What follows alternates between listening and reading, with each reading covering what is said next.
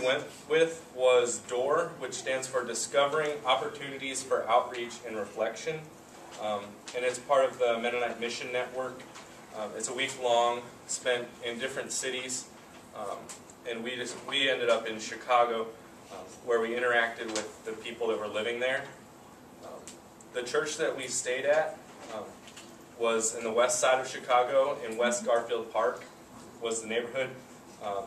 It was the first church of the Brethren, and there were 3 congregations meeting there. I got involved with Serve because Peter Crone, the other student leader, asked me at the beginning of this year if I was interested in serving, and I was like, yeah. And so he kind of just took me up on that and like kind of took me under his wing, and we got it started. So we wanted to do inner city work, more like hands-on, like face-to-face kind of work rather than like labor type work, like manual labor. So we picked Chicago. And it was this after-school program for kids that like their test scores weren't exactly the highest. They took the lowest, I think it was from math and reading on the Chicago test scores, and they brought them to this after-school program. And it was grades K through 8. And this was definitely by far my favorite favorite service project that we got to do, because it was the most interactive. Like right when you go in there, you meet these kids, and they start out with chapel, and then after the chapel they break off into little groups and they can work on homework, or they have gym time. And so me, Caleb, and Colin actually got to go play basketball with some 6th, 7th, and 8th graders, and these kids were good. They're not bad kids at all. They come from broken homes and like just single-parent households, and they grow up in these violent areas. And I mean, they're just not taught like some of the things that we're like blessed to be taught with.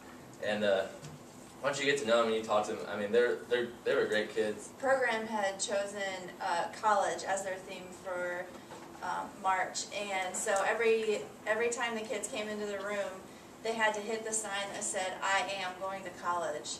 And I thought that was awesome. It just really got it in the kids' heads that college is an option for them. It is an opportunity that they can pursue. We split up into groups, first of all. So just my group specifically, we went to like a soup kitchen. We went to after-school programs where we worked with inner-city kids, like low income.